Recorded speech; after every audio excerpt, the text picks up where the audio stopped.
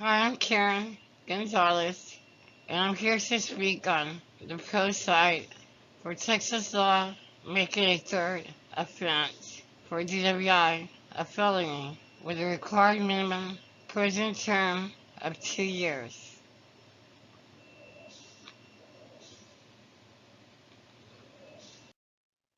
What is driving while intoxicated under Texas law? Driving while intoxicated by drugs or alcohol under Texas law is a criminal offense. It can have extremely serious legal consequences. Authorities are actively looking for people who violate the law. Many drivers are surprised to learn that they can even be accused of driving while intoxicated, also known as DWI, even after drinking one or a few drinks. DWI statistics in Texas, mortality rates, accidents, and rates of intoxication. Unfortunately, Texas is one of the worst states in the United States for motorists who are injured or killed in alcohol-related crashes. In 2013, Texas had the unfortunate distinction of leading the nation in the number of deaths caused by drunk drivers with 1,337 deaths. This number represented 39.5% of all total traffic deaths in Texas, which was a 3.6% increase from the previous year. Fortunately, the number of deaths in 2014 dropped down slightly to 1,014. Every year there are thousands of alcohol-related crashes. In 2013 alone, there were more than 25,000 alcohol-related crashes that involved the driver having a blood alcohol concentration of 0.01 or higher. In Texas, legally intoxicated is defined as having a BAC of 0.08 or higher. Further, these more than 25,000 alcohol-related crashes caused 15,687 injuries. These numbers clearly show that alcohol-related crashes are a serious problem in Texas. These crashes, needless to say, lead to tragic deaths and injury for innocent victims. One way that Texas tries to reduce the number of alcohol-related crashes is through vigilant enforcement. In 2013, there were 99,915 DWI arrests, which resulted in 71,030 convictions. Enforcement alone, however, is not the sole answer to preventing alcohol-related crashes. Other methods include harsher penalties and increased legislation, such as requiring ignition interlock devices for all convicted drivers. Other contributing factors to consider include the lack of viable public transportation in the most densely populated areas of Texas, like Houston, Austin, Dallas, Fort Worth, and San Antonio. Ultimately, the responsibility falls on the driver to avoid driving while intoxicated and to take the proper precautions while driving. Houston has the highest rate of drunk driving fatalities than any other city in the state. According to the Houston Chronicle in 2013, about 13,000 people, half of all Harris County probationers, were on supervision for a misdemeanor driving while intoxicated conviction. With facts like that, it's hardly surprising that DWIs are so prevalent in the city of Houston and the state. Driving under the influence of drugs in Texas In Texas, if a person is legally intoxicated with alcohol or they are impaired from any other substance while driving a vehicle, the person can be charged with driving while intoxicated or DWI. The definition of the legally intoxicated means that a person has a blood or breath alcohol concentration, also known as BAC, of 0.08 or greater. In Texas, a DWI is not limited solely to alcohol DWI for driving under the influence of alcohol. Rather, the Texas DWI statute also makes it a crime to operate a vehicle under the influence of drugs, whether prescription, over the counter, or illegal. Other names for driving while intoxicated without alcohol include drug driving, drug DWI, DWI drugs, or DUI drugs. Whether the alleged DWI involved cold medicine, prescription drugs, or alcohol, the punishment is the same. Please do not take these charges lightly.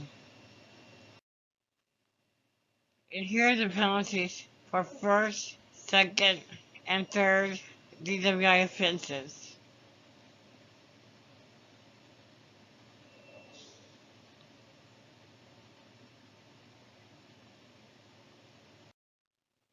We must understand how the lives of many people can become affected because of someone's mistake to choose to drink and drive, or drive while under the influence of drugs. In this incident, a drug driver runs over two young boys, was later killed with a gunshot to the head. Jose Banda, 20, plowed into David Barajas and his sons, David Jr., 12, and Caleb, 11, while they were pushing a truck that ran out of gas on the road near Albion, Texas, in December 2012. Banda was later found dead with a gunshot wound to the head. Barajas was charged with the murder of Banda, which was seen as revenge for the death of his two young boys at the hands of a drunk driver. Barajas was later acquitted. I would like to end this presentation with the story of Jackie Saborido in Austin, Texas, to show you the impact that one person's mistake for driving while intoxicated can have on the lives of innocent people. Jackie survived with devastating effects, and two of her friends died. Thank you. Here are my references, and here's the video.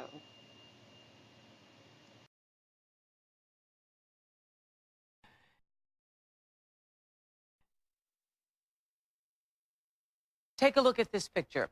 This is Jackie Saborido, the beautiful 20-year-old who had everything to look forward to. Everything. Look at this. As an only child growing up in Caracas, Venezuela, Jackie lived the good life, beautiful and smart. I love hang out with friends and, to go parties, to enjoy life. In college, she studied engineering with hopes of one day taking over her father's manufacturing business. She had dreams of getting married. I wanted to have a lot of children, 2, 3, 4 children. In August of 1999, Jackie said goodbye to her parents in Venezuela to set off on a new adventure. She moved to Texas to study English. This is Jackie today. Jackie was literally burned alive during a horrific accident. The young man responsible for doing this to her is now in prison, and he agreed to talk to us about the fateful night that altered so many lives. I was a senior in high school, starter on the football team, made good grades. I was known as a good kid in the community. But one split-second decision would change Reggie Steffi's life forever. I had gone out to a friend's house after work. It got late, and so I decided to go on to another party. I wasn't paying attention to how much I was drinking. I was just out having a good time. The same night, Jackie Sabarito was excited about going to a birthday party. I was thinking, oh my goodness, what I'm gonna wear. After the party, she accepted a ride home from a young woman who lived near her dormitory. When we left the party, we were 5 people in the car, 4 girls and 1 boy. At about 4 o'clock in the morning, I got in my SUV and I headed home.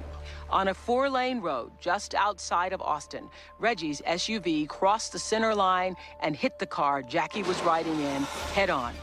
The last thing I remember was headlights and impact. 2 girls in Jackie's car were killed instantly. Jackie was trapped. Her legs were pinned under the dashboard. She was helpless as flames engulfed her face and body. When Jackie was engulfed by the flames, she was screaming and moaning and wailing an almost inhuman sound I've never heard another person make. She continued to scream as the flames kept growing. I remember thinking at one point as well, God, just please take her and let her stop suffering. I told, help, help, help in English. She was on fire for close to a minute before they could free her from the car. Her skin, her hair, her face melted away. When I pulled Jackie out of the vehicle, parts of her were still stuck to the seat, and I was surprised to find when I walked up to the passenger side that she was moving and still moaning. I thought I were dying. I remember the sound of the helicopter. The helicopter took her to a hospital with third-degree burns covering 60% of her body. A test showed Reggie's blood alcohol was over the legal limit. They handcuffed me and said, "You are under arrest for intoxication manslaughter." I went from a football field on Friday to a prison cell on Sunday through the choices I made on one Saturday. The first time I was made aware of the severity of Jacqueline's burns. I didn't eat, I didn't sleep, I tossed and turned. On his 20th birthday, Reggie Steffi was fined $20,000 and sentenced to 7 years in prison for 2 counts of intoxication manslaughter. He's serving time at the Luther unit of the Texas Department of Corrections. Doctors worked around the clock to save Jackie's life. Dr. Dwayne Roberts was on call that night. When I saw Jackie, she was charred beyond recognition. The eyes were totally exposed. The eyelids were essentially missing. I did not expect her to survive. Her nose and her lips and her ears literally fell off in my hands. Jackie was unconscious for 10 months. Once fiercely independent, her life now revolves around hospitals, doctors, and an endless search to rebuild her badly burned face and body. She has endured 50 surgeries, and there are many more to come. Last February, a corneal transplant enabled her to see her face for the first time. When I really saw it the first time, I felt like a monster, like an alien. Jackie is getting stronger, but faces years of treatment and uncertainty, all because of one drunk driver. I miss my body. I miss my independence. I miss my opportunities in my future, because it won't be the same.